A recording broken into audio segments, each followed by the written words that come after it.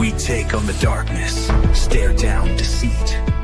Murder in the headlines, justice in the beat. From cold case whispers to killers in disguise, we rip off the mask, expose all the lies. Facts like bullets reload and deliver. Truth cuts deep like a blade in a river. Corruption shakes when the mic goes live. We dig where others won't survive. James rolling through the smoke. Truth hits hard, no time for a joke. Deceit, murder, we name every name. No restraint, no shame, just flame. Locked on the case, we investigate. This is 12 Gauge Investigative. Let's jump you'll in. ever need. 12 Gauge Investigate. We make them bleed. No games, no censors, just truth. Justice is loud, and we're the sound. This is 12 Gauge Investigative.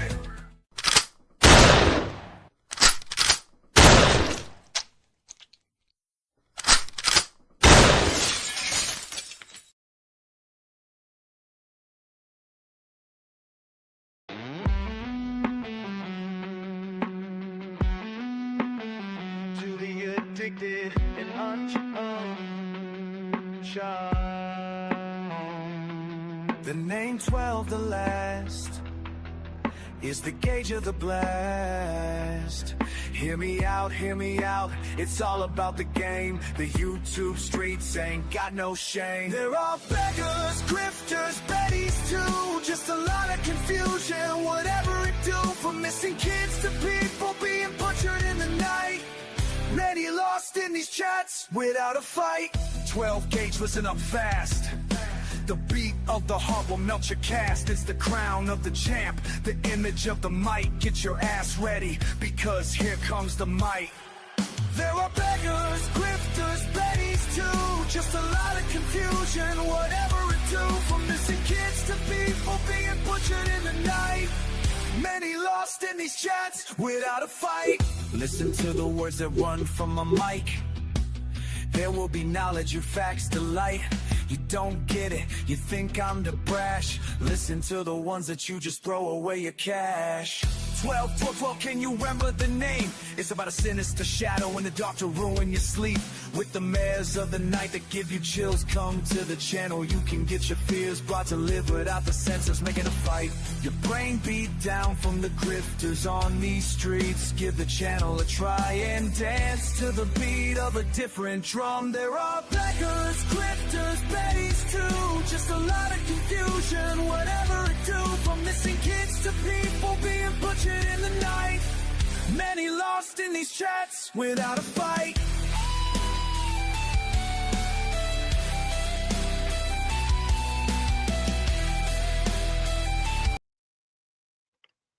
All right. How's everybody doing on this Wednesday evening, Wednesday, whatever time it is for you? My name is 12 Gauge. Welcome to my channel, 12 Gauge Investigative. You know, I just got done cutting some grass. Thought I'd do a good deed for my parents. They're still on vacation. I thought I'd do a good deed, go over there and cut some of their grass down. That way when they came home, they wouldn't have to, have all that stuff to deal with. Man, it was a hell of a workout, I tell you. For sure. How's everybody doing in the chat? Y'all doing all right? Let me see if I can fix this freaking virtual background. There it is. It was flickering in and out. I was like, what the hell? Garden watering time. All right. You like to water that garden. I know you do. How's that feisty cat doing? Hope your cat's doing all right. I always think about that cat being mischievous, PKC. You always talk about how that cat always runs across your keyboard and sometimes even, bites at you or scratches you. Man, that was a hell of a workout. Hell of cardio. I might have to do that on a side hustle or something. But I didn't do it for accolade. I didn't do it for any other reason than my parents are elderly, and the last thing I want is them to come from their vacation and have to have to go and mow. I mean, it's a pain in the ass. My dad has a tractor, so one of those big tractors, and he has a big, I guess they call it a bush hog or whatever, and he's going to take care of the big stuff. So he told me not to touch the yard because he wants to get it all one size. So I did around the house, around the RVs, all kinds of stuff.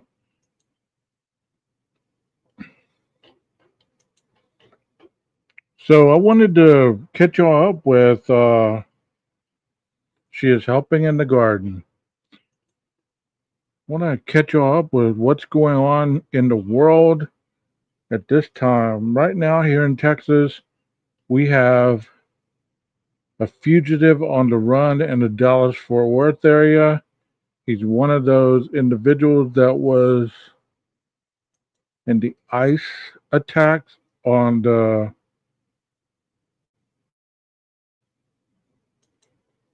ambush that they did the other day. Let me bring this up. I hope you guys are enjoying the short that I've been doing.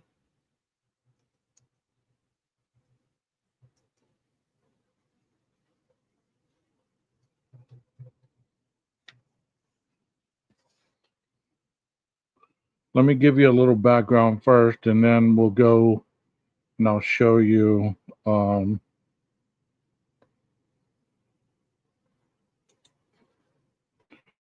it's interesting because I was there. I was probably about 5 miles from this place this past weekend when I was there, and I had no clue that this was going on. My friends that live in the Dallas-Fort Worth area, I just talked to them. This man is armed and dangerous. They got their 38 out and ready to blast, which I'm happy about that because, they're elderly too. And you know how people take advantage of the elderly. Well, here we go. Let me play some of this. People are facing charges for their roles in the shooting of an Alvarado police officer at an ICE detention center. Investigators say it was a coordinated attack that ended when 2 people fired at police and unarmed corrections officers. Fox 4's John Anglin reports. Though somewhat rare in the early stages of a federal investigation, authorities have shared booking photos of nearly a dozen suspects, images of weapons, tactical gear, and graffiti they say were part of a violent planned ambush at the ICE detention facility in Alvarado. Clearly, the allegation is very strong. I spoke to criminologist Dr. Alex Del Carmen of Tarleton State University for his perspective on the case, which underscores an increase in violence against law enforcement officers in other cities and states, particularly surrounding immigration. One possibility is that they are related and that this is a national concerted effort. See, I didn't even know they had an ICE detention place there outside of Dallas-Fort Worth, because that is south of Fort Worth, obviously, this area, and these 10 people ambushed and were planning on killing a lot of people due to their beliefs that they're anti-Trump. So, to go after first responders, which could always be, and they have not made that connection yet. The second possibility is that, in fact, this may not be related at all, and that these are simply copycats, that people are getting inspired to do this kind of harm on first responders because they're reading what's happening in other states. In Alvarado, July 4th, around 10:30 at night, a disturbance outside the Prairieland ICE lockup appeared to lure unarmed correctional officers outside. Investigators say a positioned gunman then began firing. A responding Alvarado police officer was shot in the neck. He is expected to recover. Holy crap. I was there July 4th. I wonder how far that is from my friend's house. In total, the assailant shot approximately 20 to 30 rounds at the correctional officers. So they ambushed them.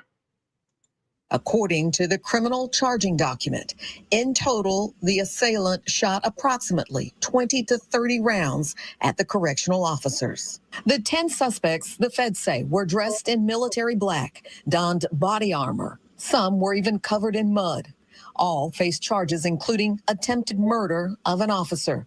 There is also one charge. And these are federal charges. Don't get it twisted. Federal charges are much more severe than state charges, and you have to do 85% of the time. Charged co-conspirator. The arrest records reveal the individuals were from Fort Worth, Dallas, Kennedale, Waxahachie, and College Station. They're all over the state. These are not people that were neighbors and decided to get together and cause harm.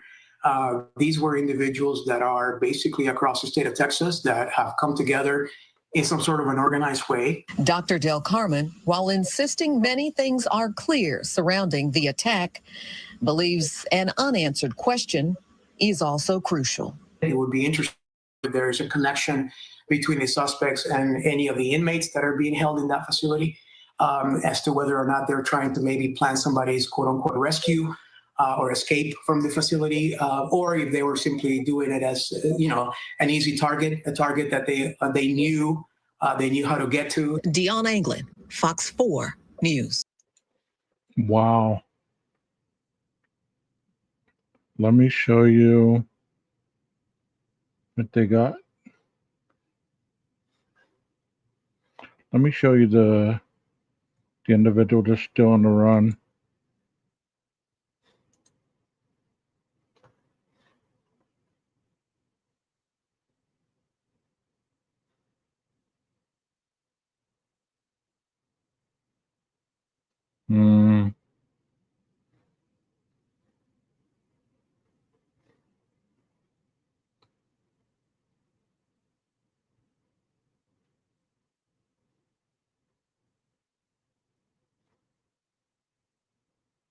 Let me see. Here it is.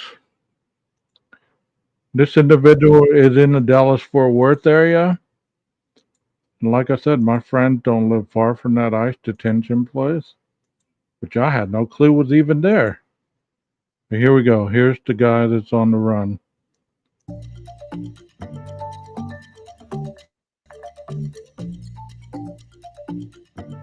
Hey, Leslie and Billy.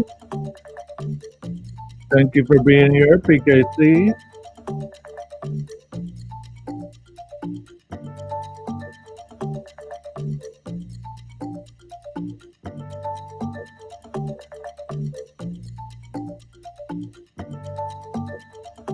Who's LA?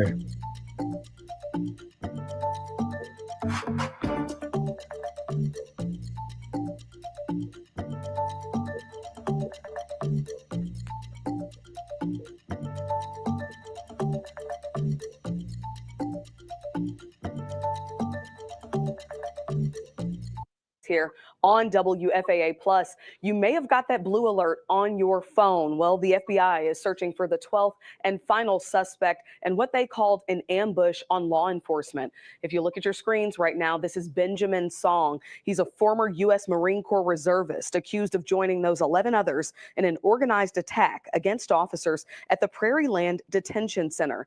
Now, according to the U.S. Attorney's Office for the Northern District of Texas, this all happened here in Alvarado. We got an update on this entire situation, what happened when the ambush occurred. We're going to go to a package now and a story that was put together to kind of explain what happened by our Adriana D'Alba. Outside the Prairie Land Detention Center in Alvarado, heightened security after a shooting at the ICE facility on 4th of July. This was an egregious attack on federal and local law enforcement officers. Federal authorities revealing new details on Monday, saying they believe it was a coordinated attack. It was a planned ambush with the intent to kill ICE corrections officers. Federal prosecutors say Friday night, about a dozen people wearing black military-style clothing launched fireworks outside the ICE facility and vandalized it. Seemed to be designed to draw ICE personnel outside the facility. It escalated after officials say someone separate in a nearby wooded area shot an Alvarado police officer in the neck, who is now recovering. Officials say another person nearby began firing too. Shot 20 to 30 rounds at these unarmed corrections officers. There was an AR-style rifle found at the scene. Deputies stopped 7 suspects nearby. Investigators saying they found body armor, weapons, and radios inside the vehicle. So they were ready for a full-fledged ambush. I mean, it sounds awful, y'all. What do y'all think about that? Corrections officers don't carry weapons. Hell, they hardly carry flashlights. They might carry mace, but they don't carry any kind of sidearms or anything like that. Most of that stuff is locked up if it's on the unit at all. So they were totally like fish in a barrel, man. A flag that said "Fight ICE Terror." It's unclear if this incident is connected to a shooting in McAllen, where an armed man was killed after exchanging gunfire at a Border Patrol facility. Federal prosecutors arresting and charging 10 people. They're facing 3 counts of attempted murder of a federal officer, among other charges. An investigation into the Alvarado incident still underway. In Alvarado, I'm Adriana De Alba. As for the people who are a part of this, accused of taking part in this ambush, who have already been arrested to this point, Zachary Evans of Waxahachie, Joy Gibson of Dallas, Bradford Morris of Dallas, Maricela Rueda of Fort Worth, Seth Sykes of Kennedale, Elizabeth Soot of Fort Worth, and Inez Soto of Fort Worth, they all face criminal charges. And I want to make sure I get this right, including attempted murder of a federal officer, discharging a firearm during a violent crime, terrorism, and aggravated assault with a deadly weapon against a peace officer. Our Cole Sullivan was out talking to people. In fact, someone who witnessed part of the fallout after this ambush occurred, also bringing us some video of the scene. She heard the attack from her house. Then we heard bam, bam, bam, bam, bam. And watched what happened next with her phone in her hand. I think a cop got shot over there, right there. This video shows the seconds after prosecutors say nearly a dozen people, almost all from North Texas, ambushed an Alvarado police officer, shooting him in the neck, they say, after luring him to the Prairieland Immigration Detention Center on the 4th of July. They were running back and forth, back and forth. This woman asked us not to identify her after hearing details from the FBI. Details like the suspects dressed in black with body armor, carried radios, and shot up to 30 rounds from AR-15 style guns at officers, according to a new court document. It says one suspect told officers he met people online, then drove them here to, quote, make some noise. The FBI says the suspects spray painted this graffiti, and agents found anarchist flyers and flags like this one. Since the shooting, that neighbor tells me there's been a huge police presence here, including this checkpoint with an armored vehicle set up by Homeland Security officers. It is a planned, coordinated guerrilla warfare ambush attack, and it's terrorism as far as I'm concerned. Clint McNear with the Texas Municipal Police Association said, You know what's sad is like these are our own citizens. Our own citizens. Hey Jason, how you doing, buddy? Glad to see you in here. Man, these are our own people that are doing this. They're not even illegals or anybody else. It's our own people. Says the wounded officer is a member. It's a long road ahead, and we are praying for a full and complete recovery. After an ambush. You're chasing somebody. Caught on camera. We've never had anything like that happen here. In Alvarado, I'm Cole Sullivan. My colleague Cole Sullivan is joining us now. And Cole, you've been reporting on this for days at this point. Talk to us about the new information that we've learned even today. Well, we got this new information today, not only this blue alert for this 12th suspect involved in all of this, Dia, but we also got charging documents tied to the 11th person. That person, according to these federal charging documents, was not actually at the ICE detention facility when this happened, but is charged with crimes that happened after the fact, tampering with evidence after this. This is an investigation that stretches far beyond Alvarado and Johnson County all the way to Dallas County. Officials in these federal complaints say that the folks. Well, I'm from Texas also, born and raised, so I've been to Corpus Christi many times. Welcome. You know, this is awful. This is terrible. I can't imagine working as a corrections officer trying to feed your family by going to work, and then somebody ambushes you because they have issues with the government.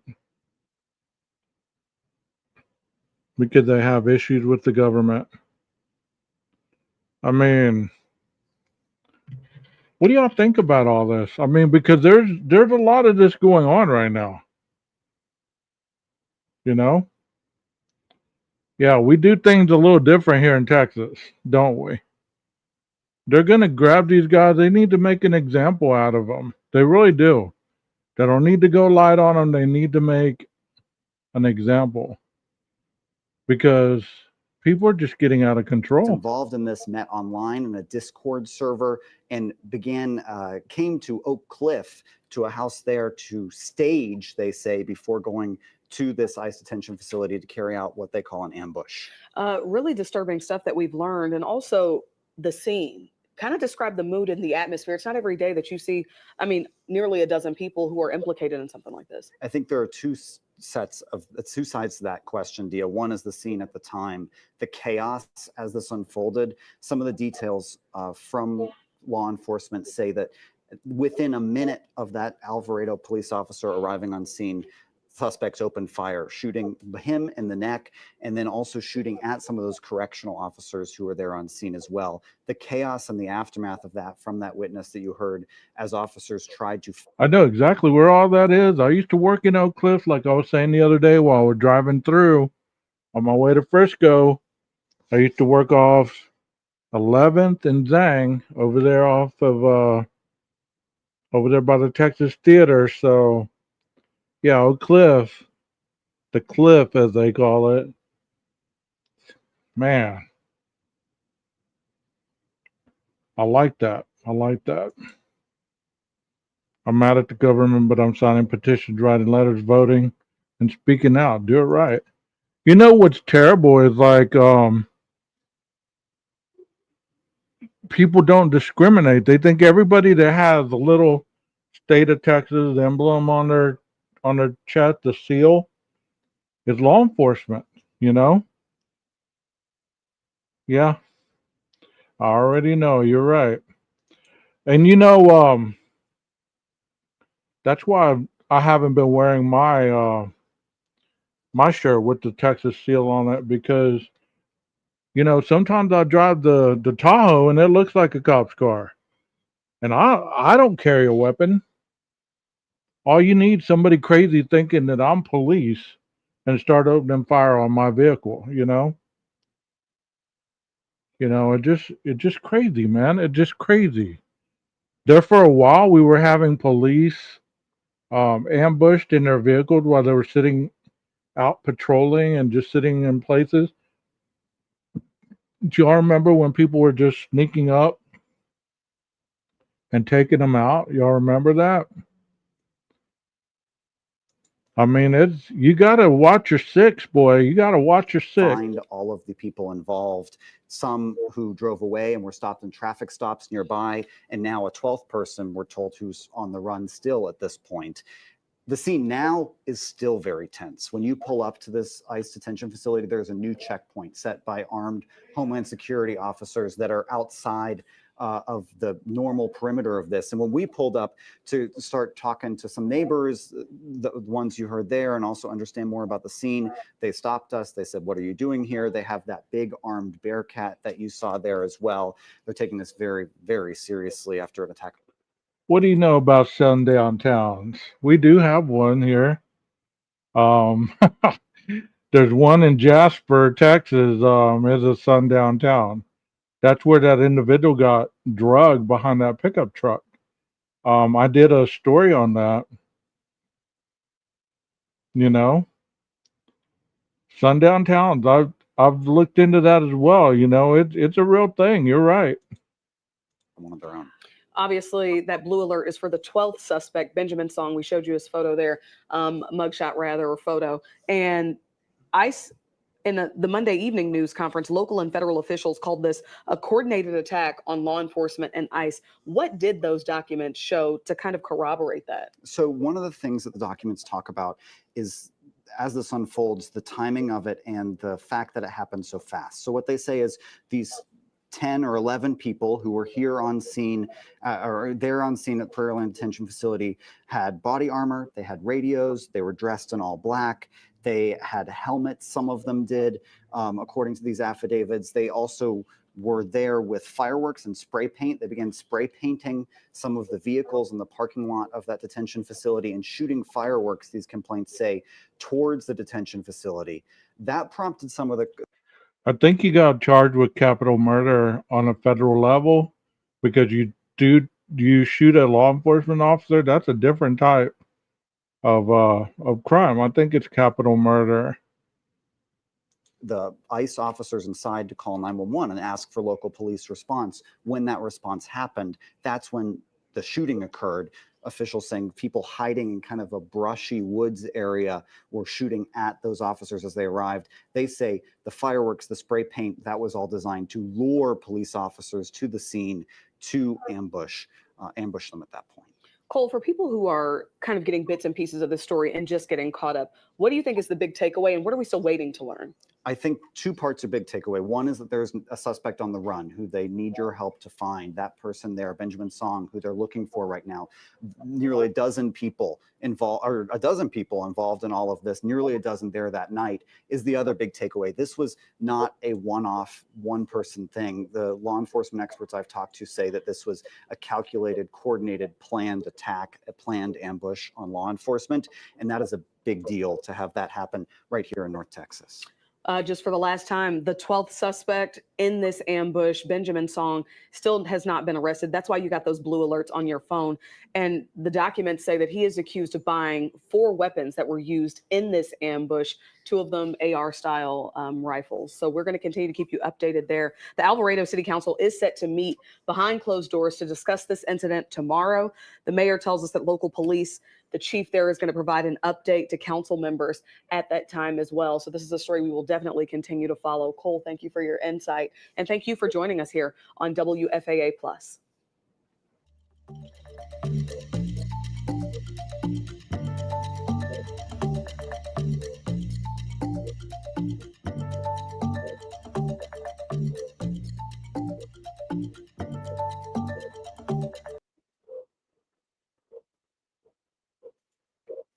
You know, it's terrible that stuff like this goes on because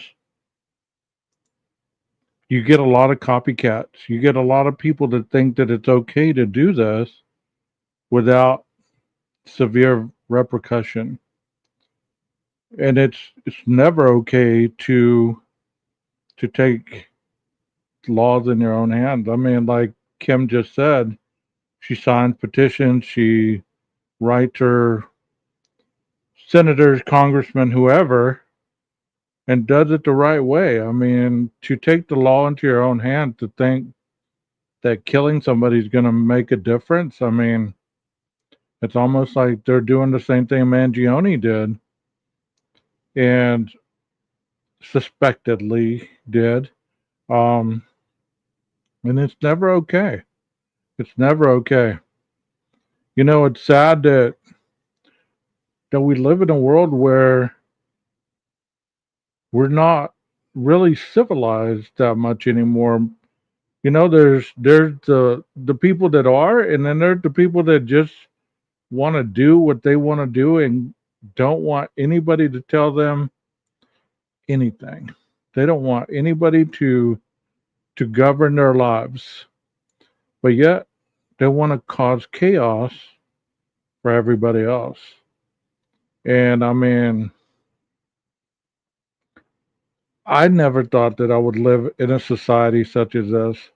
Because you always hear about this being in, the third world countries and all that other stuff. You would never think that it would happen here. And that's what everybody says. The last place you would think is it would be here. And I can't imagine this kind of stuff.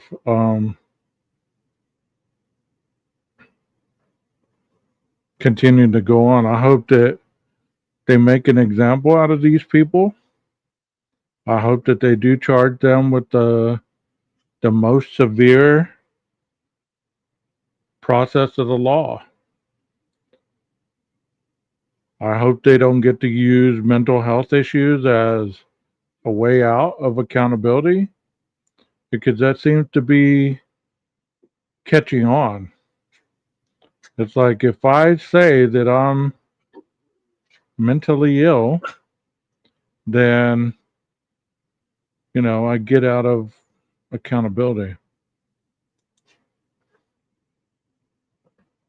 I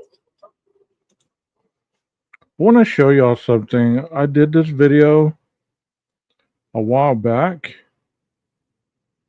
and a lot of people didn't really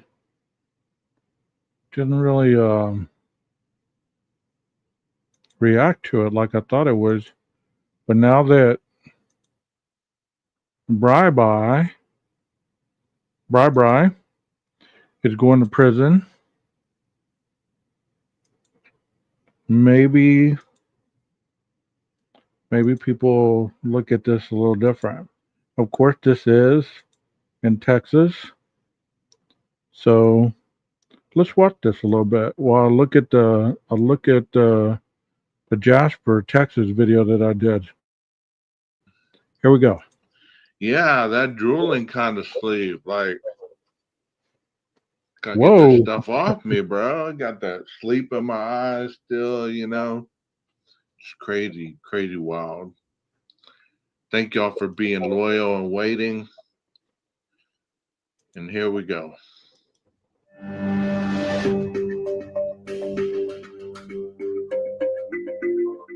The deep red walls of the Wynn unit stand out against the grass and greenery.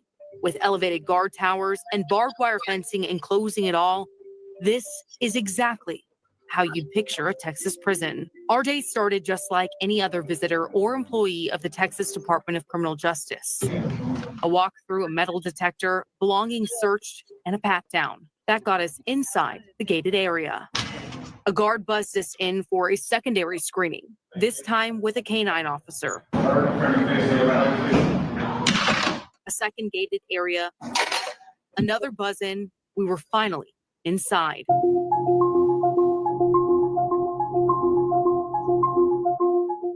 The warden, Roger Bowers, and a group with TDCJ brought us into a room to brief us on what. Well, let me stop that right quick to ask y'all some stuff first. First of all, did y'all see my video upload earlier of the Ada County Jail? That's the one where that dude is being housed at from that other case. Did you notice the brick buildings outside of this prison? A lot of these prisons before, I think, 1990 are that old. Like, they're brick buildings, like, especially in the East Texas area, Southern Texas. I mean, I know a lot of them, the newer ones, they're gray and bluish. But these right here, if you noticed at the very beginning of this one, it was brick. So imagine being in this prison. I mean, it's a trip.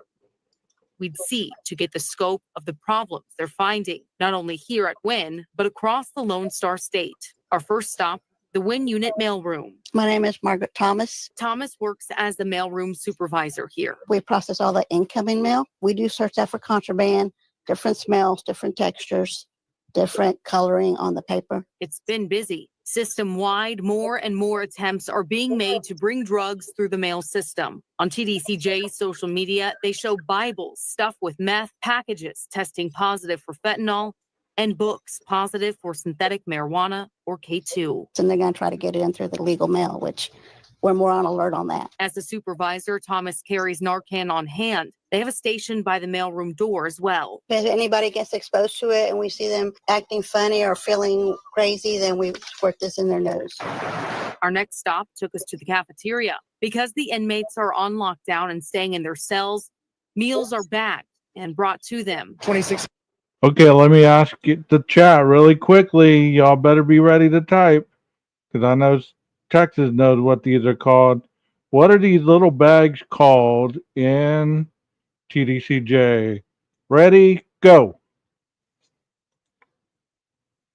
What are these called? Hurry up, type it. Y'all got to beat Texas because he's going to know what they're called. Who knows what these bags are called? Ah, he beat y'all. He beat y'all. They're called Johnnies. And Texas, what's in these bags? What is in these bags? What is usually in these bags? They're Johnny sacks. And these bags are usually filled with PB&J. And probably an apple or an orange or something like that. And you get them in the place of a meal. Like you don't get a full meal when you're on lockdown. Yeah, paper bags. Good job. Defenders, roughly. So we're feeding. Okay, so what they call those here are Johnnies. I don't know what they're called in other states, but whenever you go on lockdown, what they feed you is it could be a peanut butter and jelly sandwich, an apple, and a little pack of raisins. Or it could be a ham and cheese sandwich, an apple, and some prunes or something like that. So you get fed those as long as you're on lockdown. So this unit's on lockdown while they're filming this.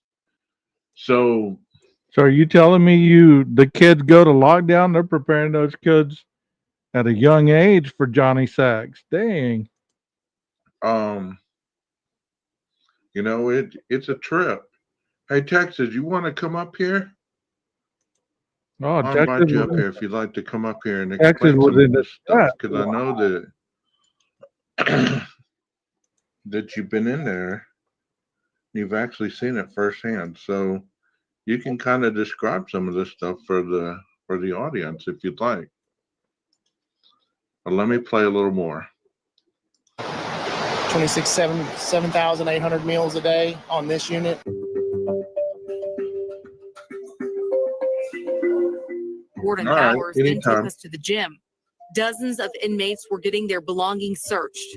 Mattresses were going through a specialized scanner. We're trying to process the lockdown as strategically and as safe as we can to make sure that we rid any contraband on the facility so we can return the facility back to normal. Contraband can be anything from weapons to cell phones. Bowers staff is going through every item the inmates bring with them. Unfortunately, some of these guys move contraband from one area to another, so we'll take them through a strip search process. Cortland Wayne King has been here since 2012. He's serving life without parole. Lockdown is And you notice, let me play it a little bit. pretty good. It's running fairly like it's supposed to. Lockdown is lockdown. King showed us his tablet he uses to play games and send messages to loved ones. During a lockdown, See, you notice all this stuff that they have right there? That's everything that they have to their persons. Meaning they have, you know, pictures, they have Bibles, books, their food. I mean, all that stuff is right there with them because they cleared out their pods, their cells, and they're going through their mattresses. I've never seen mattresses that look that good in my life. They're really, I mean, they're really about usually that thick, and they're green. So I've never seen mattresses that thick. Yeah, Posturepedic, you're right. But what I wanted to show you guys is they got everything in their person right there in that gym with them. So there's nothing in their cells or their pods. So can you imagine bringing everything you own with you, and they're going through it? And that's usually what they do. They gather up in the gym, and people are going through their stuff. Visitation is suspended. I got 8 grandkids. 8 grandkids. What's her name? So In another role, Cole Galding waits for his search. Galding says he gets why they're under lockdown. Drugs are at an all-time high. It is going to be a better place when they get contraband off the unit.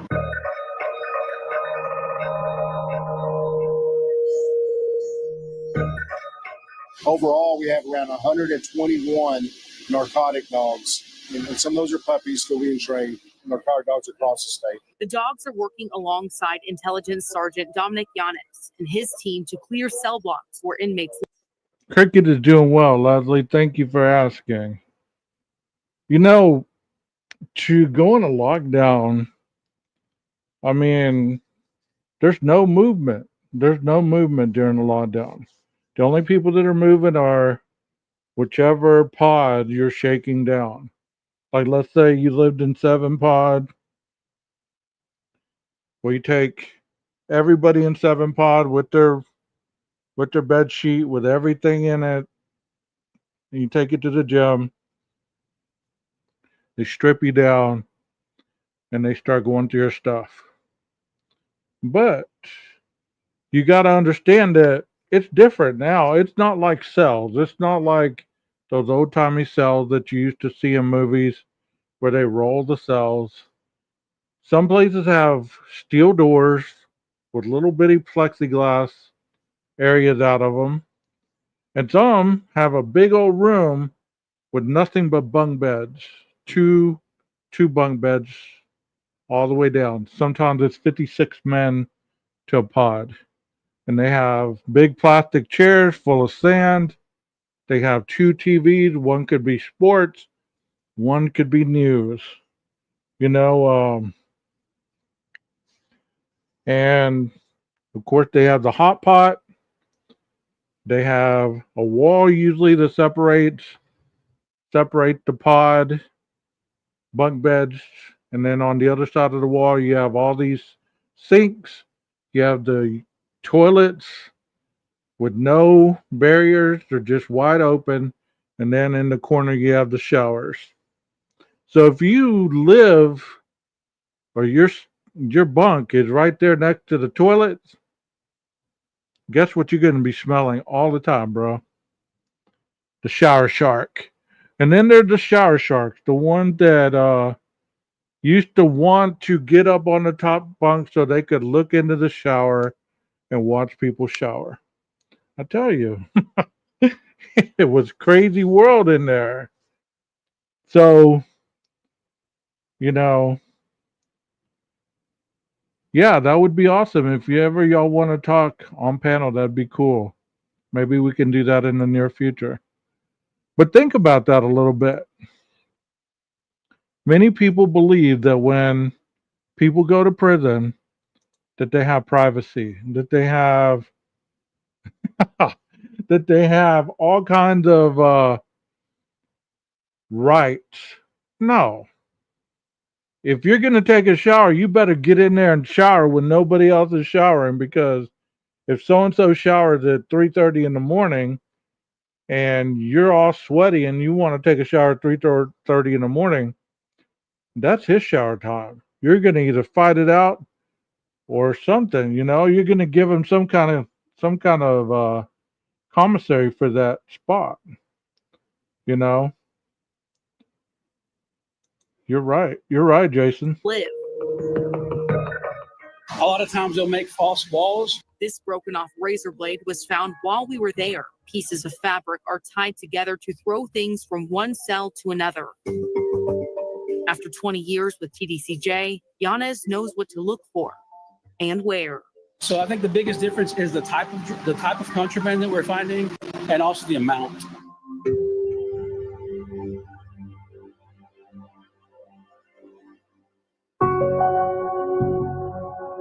You're right, Jack. Count time, rack up. Look at that dog searching, man.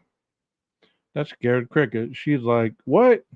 We're going to be thorough. We're going to make sure that the facilities are safe and that we register the facility as much contraband as we can. Contraband like cell phones, alcohol, drugs, and weapons. An update posted on the Texas Department of Criminal Justice Facebook shows just how widespread this issue is.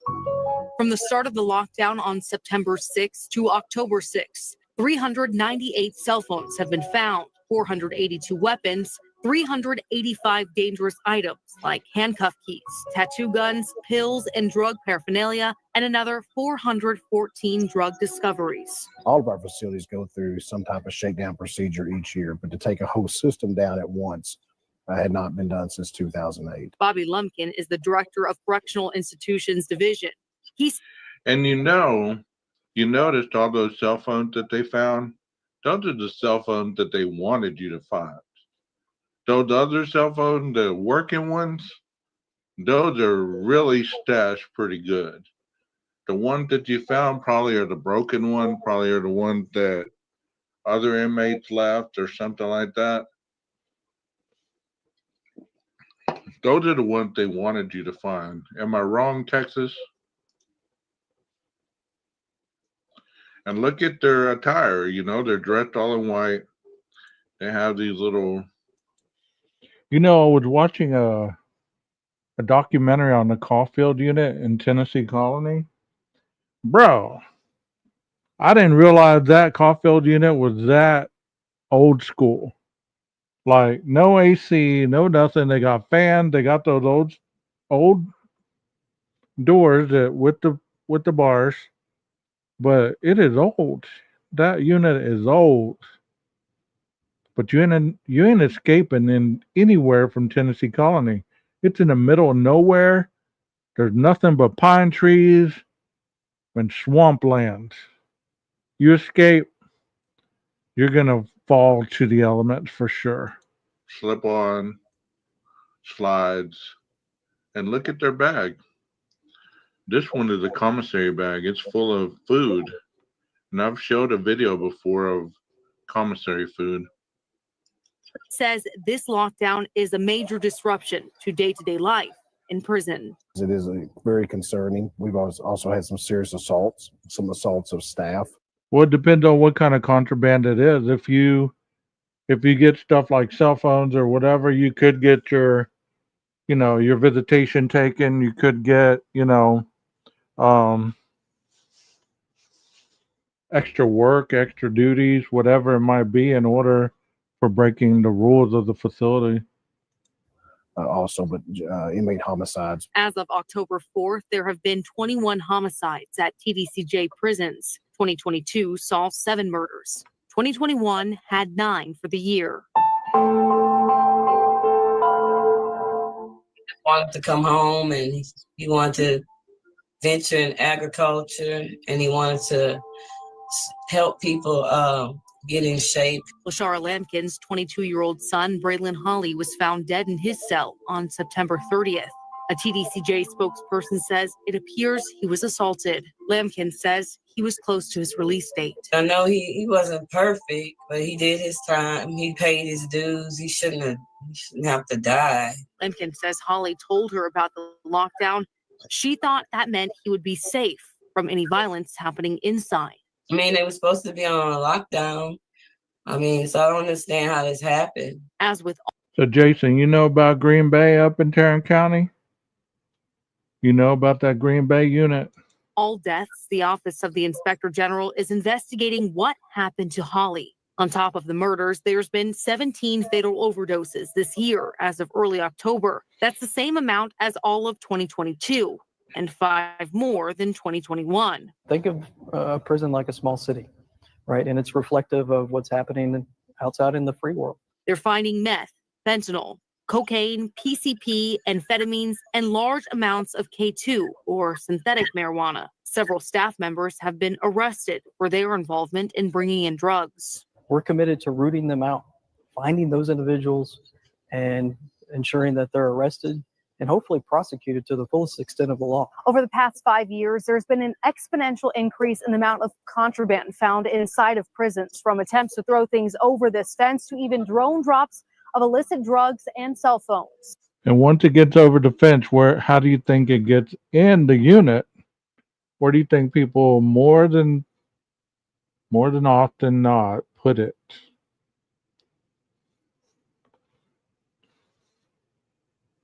Swallow it. If you're a woman, think about how many hiding places you could put stuff. Well, you think about that. Drone drops, people throwing stuff over the fence. You know, they're going to, that's brave. And if you're caught doing any of that stuff, you get a charge in itself, and you're facing being in one of these prisons just like the people that you're attempting to help. I mean, sometimes the guards are crooked. Sometimes they're the one bringing in the drugs. At the prison that I worked at, I was in, they shook you down going in, coming out, and randomly. You know, in the morning shakedown, you learn you don't wear a belt, you don't wear shoes with laces, and you wear easy to, like, you know, wear clothing. Like, it's loose, it's not binding. I mean, that way when you get shook down, it's not a hassle. You know, you don't have a belt on, so therefore you don't have to worry about taking time to put your belt on, get it readjusted, all this stuff. You don't have the laces, you just slide on your shoes and you go about your business, because it takes a lot of time. How did they get it in there? I mean, it's like you just said, you know, they take drones and they drop them in there. They throw them over the fence. I've heard of women swallowing balloons and then crapping them out with drugs. They swallow the balloon before they go to visitation, go to the bathroom, poop it out, and then pass it along. I mean, it's nasty. It's nasty. And then hours later, you got all these guys doing all the drugs that were just in a balloon in somebody's poop hole. Yeah, desperate times call for desperate measures. The guards bring them in. It's, you name it. It's all over. You can bring it in any way that that your little mind can imagine. That's how it's gonna come in there. Yeah, exactly. Considerable increase in some categories, 200, 300, 400% increase. Mail is one of the main pipelines. The mailroom of the Wynn unit in Huntsville is busy. They try to be creative of how they hide it in the paper or in the envelopes, in the books. Every letter, book, magazine, thoroughly checked by staff here. If it's glued like this, that means they tampered with it. And we usually run a little rod in here to make sure nothing has been stuffed in here. Before the lockdown, the Texas Department of Criminal Justice announced its transition to a fully digital mail system.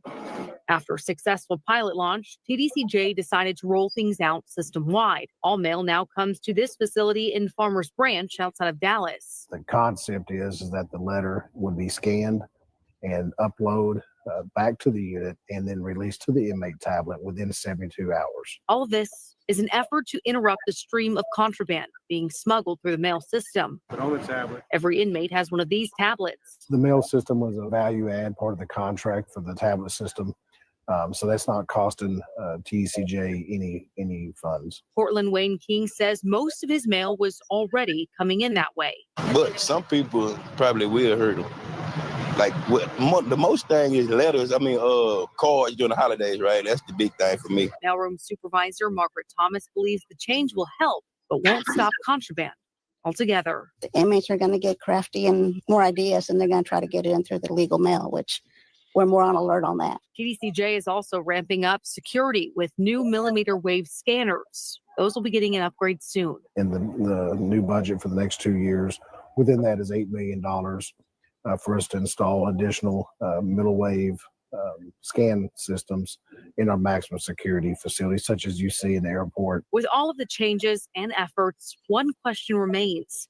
What's driving the increase? Chief of Staff Jason Clark points to a few reasons. Back during COVID, inmates did receive stimulus checks. So there was a significant amount of money, millions and millions of dollars that came into inmates' hands. And staffing challenges.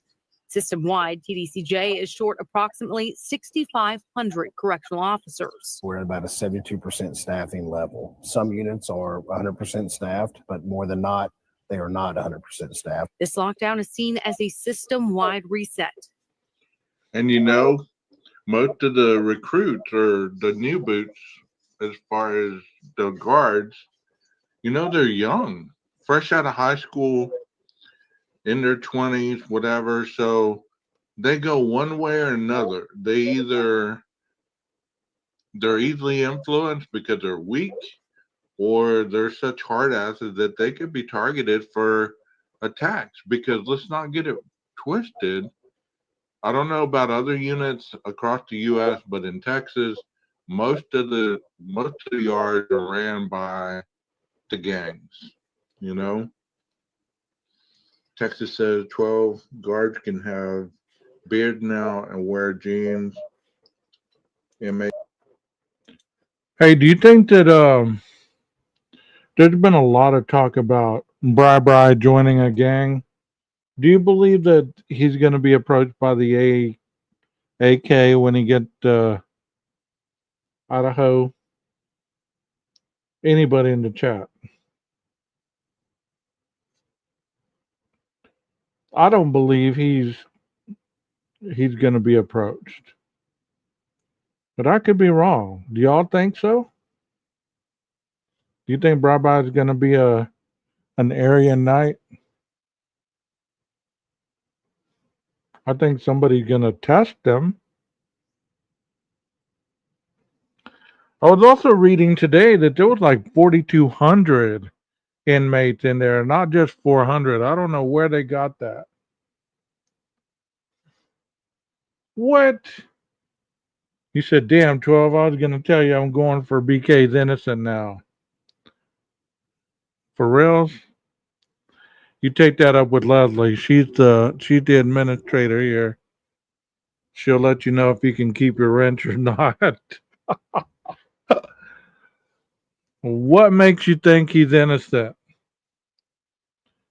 Let's take this off because this is going to be good. What makes you think he's innocent? Oh, you were joking? Okay. Prison life's not for everybody. It really isn't.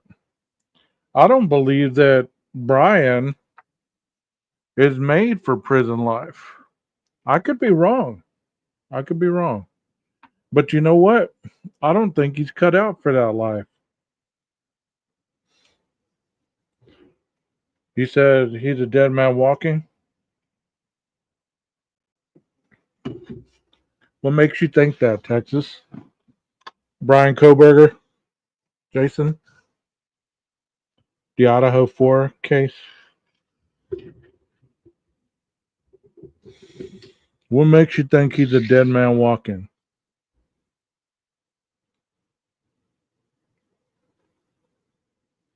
You don't think nobody's going to protect him? You don't think he's going to have protection in there?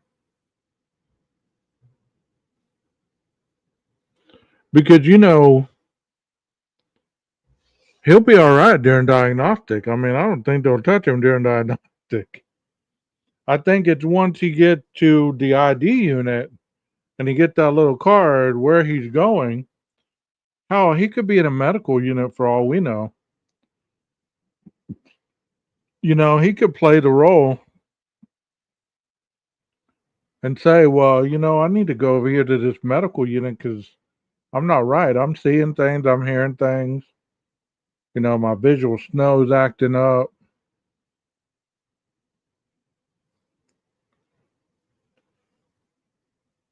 Right. Who's going to pay for the protection? You know what pays for that protection, Rondi. You got to give it up somehow. You said them 2 inmates, one wrote a couple books, and he says he had ties to that unit. Words out, he said. Oh, wow. The word's out for BK, huh? I'm pretty sure it is. I'm pretty sure it is. You know, I see him being classified in a medical unit for a while. He's going to use all the stuff, and then he's going to try to get a plush job in the library or maybe stocking commissary or whatever. He could say he's gay, yeah, and doesn't want to be in a real unit. If he isn't now, he will be before long for sure, right?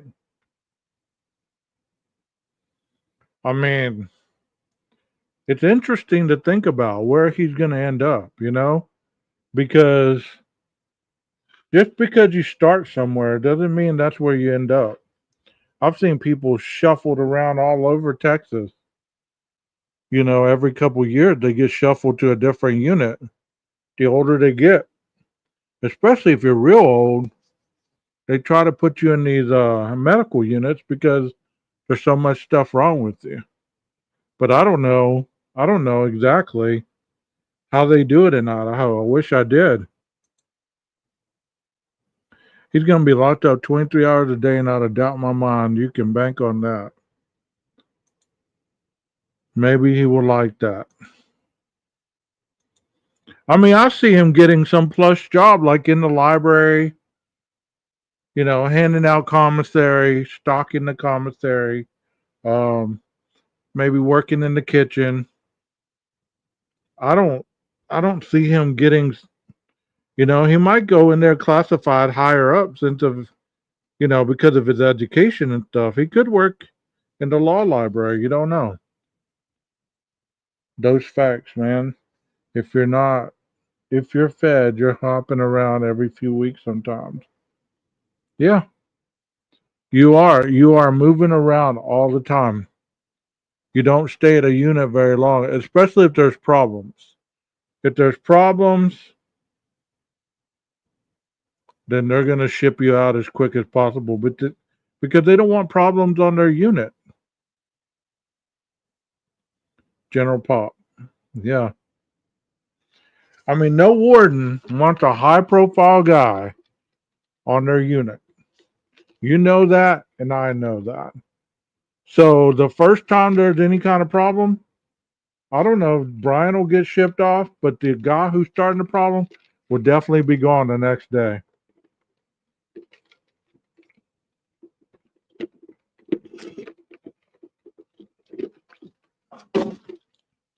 Well, Jason, anytime on the weekend or something, Friday night or something, you want to come out, we'll talk about that 23 hours a day. You know what I mean? Y'all saw that short that I did earlier, did y'all? Let me see. I'll play it for y'all if y'all didn't watch my short today. Sometimes y'all don't watch that shit. I know y'all don't. Y'all too busy watching these other fools. Let me show y'all this one. I thought this one was pretty cool.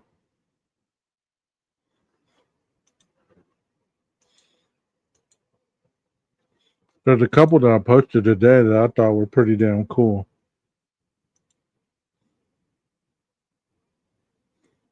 I try to do these every couple nights, man. I do some kind of informational crime stuff. I mean, just look out for The title. Hop on in, come on in and chat. Behind the walls come to justice. Check this one out, y'all. Weapons are made to stab somebody or to have somebody stabbed. Some of the weapons that are confiscated here at Folsom Prison. For example, this weapon here was used on our main yard. You can still see the blood on it. And this was actual called hit from one of the gang members. That means an inmate who we call a shot caller asked an inmate or told an inmate to stab somebody. A lot of our aluminum pieces are found inside our dining room area. They're cut from there. We have plastic weapons that are utilized here. Plastic spoons, styrofoam cups, combs, and Ziploc bags. They're melted down and then they're sharpened. Inmates are very ingenious. For example, here's a weapon that was found in our facility just recently. As you can see, that's a pretty effective weapon. Imagine that shit being launched at you.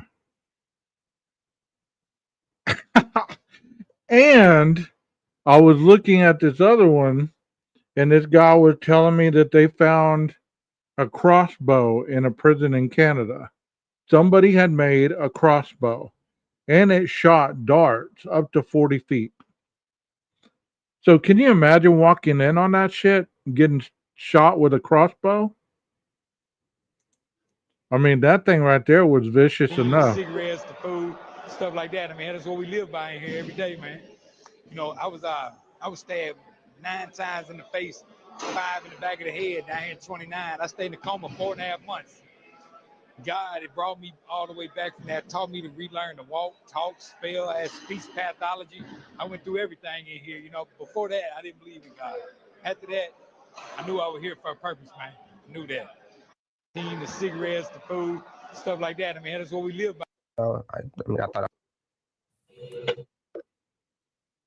All these weapons.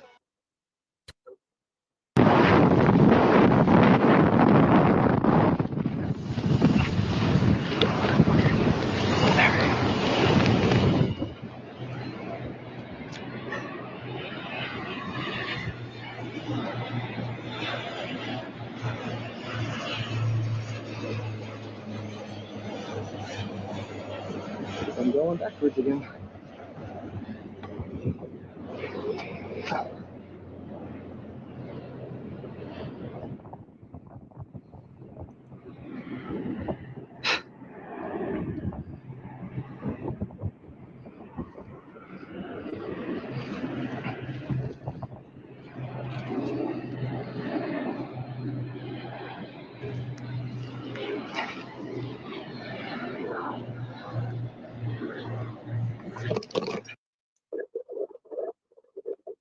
I thought that was pretty damn cool. You said I've seen them made blow darts made out of magazines that could hurt you pretty good. Yeah, I mean, anything can be. You could get toilet paper, wet it, wrap it in a braid, let it dry, wrap it in a braid, let it dry, and make it into a rope.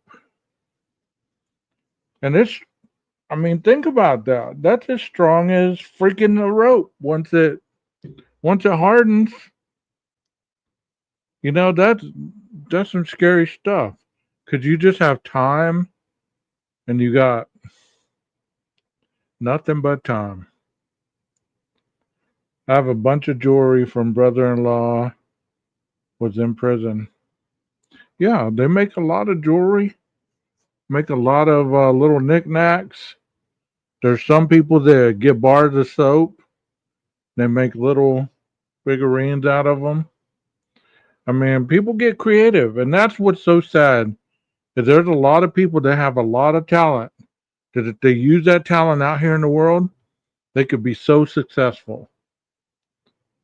Oh man, I have never heard that, Jason. I have never heard that. He said you can make dice out of bread. That is the comment of the night. I have never heard that, bro. That is awesome, though. Yeah, leather shops. For sure. for sure. That just blew my mind, Jason. Boom. You can make dice out of bread. There's so many good artists in there to draw and everything. Yeah. I mean, that's what I'm saying. If they use their talents out here in the world, there's no stopping them. But for whatever reason, they don't. That's interesting, man. Wait till it hardens. Jamaica a square shape out of it and it will bounce just like real dice. My mind is blown. Look at what they do with dental floss. What they do with dental floss, Leslie? Tell me. I'm all ears. This is interesting right here. I've seen those looms, dude. That's crazy.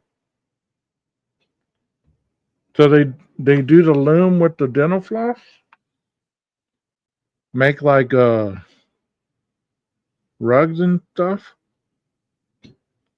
Not drugs, rugs. Wow. I tell you, you got time, you're going to think of all kinds of ways. I saw another one too where they said the coffee creamer had some kind of explosive in it that people were making flamethrowers out of the coffee creamer. They'd get a little tube, stick the coffee creamer in there, light it, and shake it, and it'd do a flamethrower.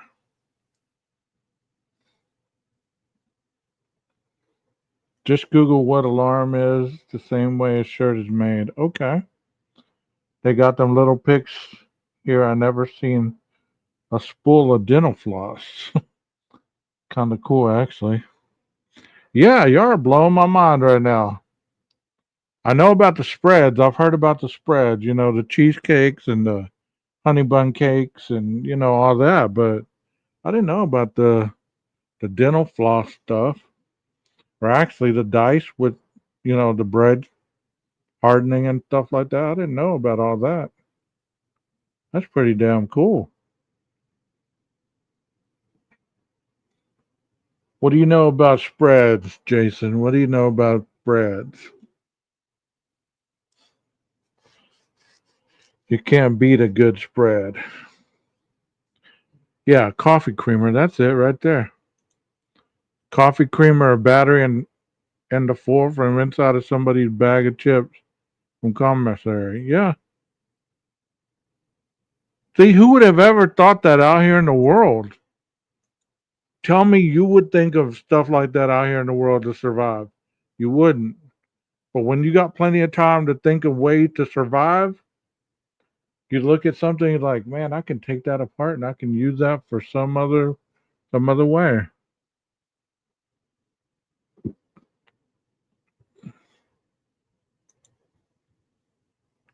We make shower heads out of toothpaste, empty toothpaste container.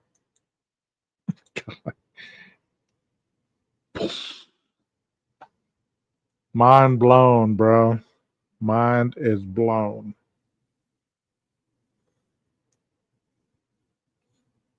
I heard too that you can get like paper and wrap it up, wet it, wait till it's hard, sharpen it, and it gets almost as hard as plastic. And you can use that for a shank.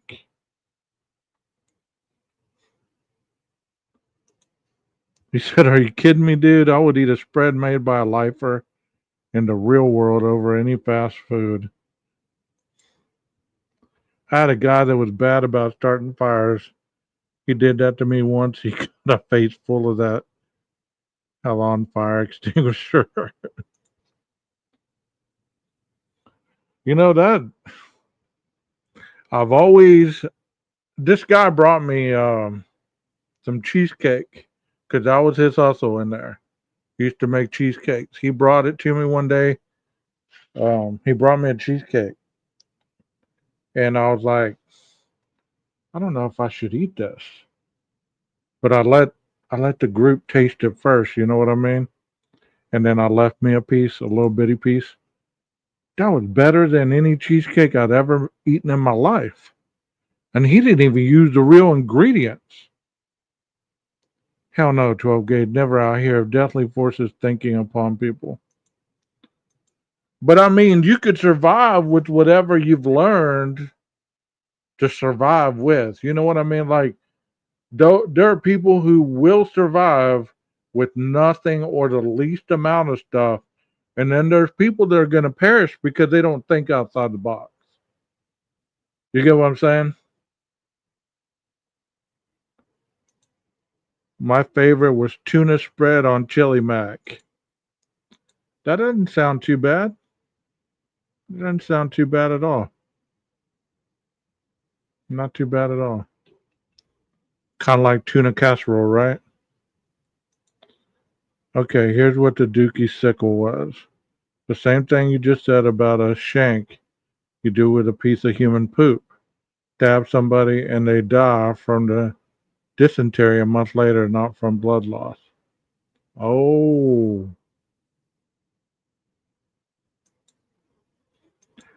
You know the sickest thing that I heard?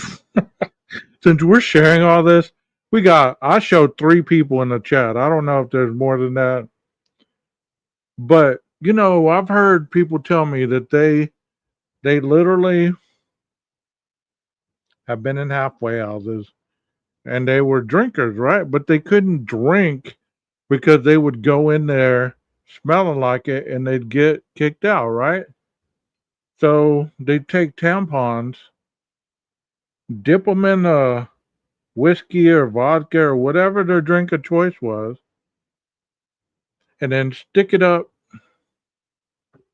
their backside, and you know it's going to absorb all that alcohol into the bloodstream automatically. They're going to get a buzz, and they would go in drunk into the halfway house, but they wouldn't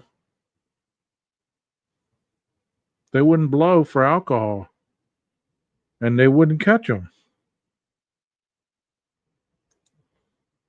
On the street, hand sanitizer great to start fires.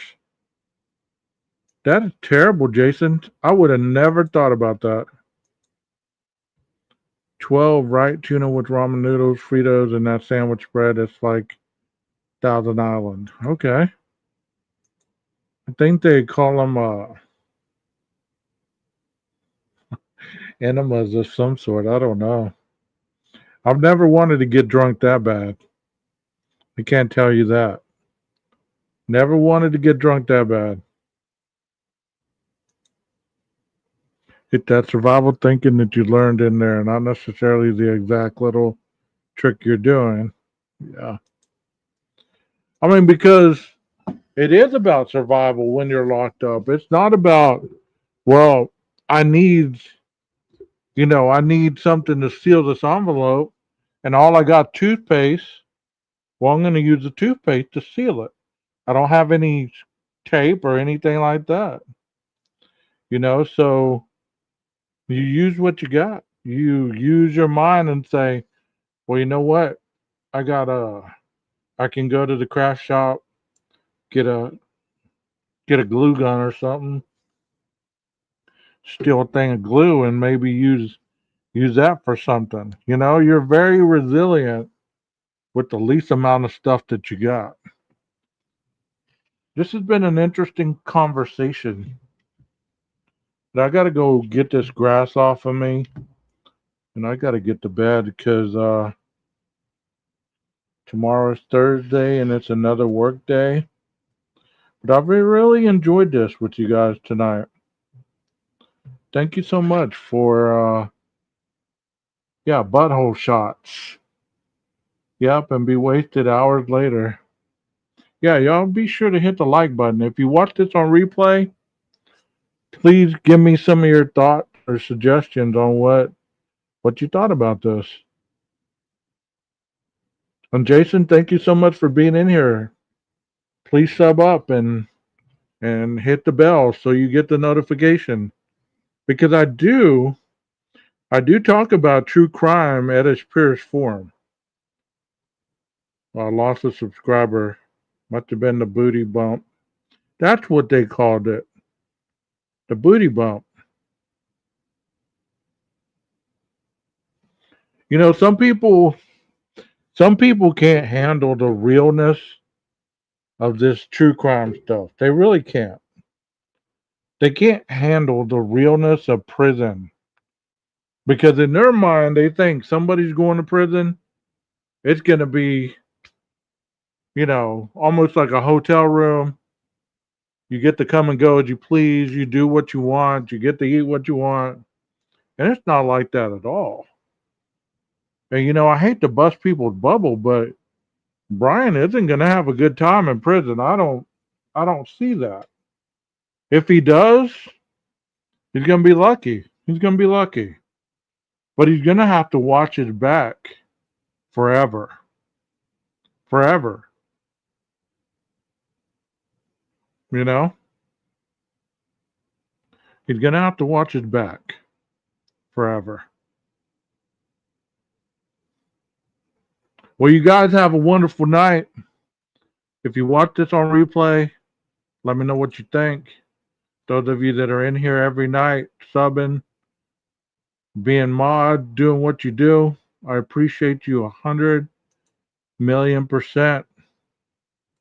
And Jason, thank you for being in here. Okay, that would be awesome, Jason. I didn't know you had a channel. I will go check you out if you got a channel. That would be awesome. Well, you guys have a wonderful night, and I will see y'all around soon. Be careful out there and keep yourself safe.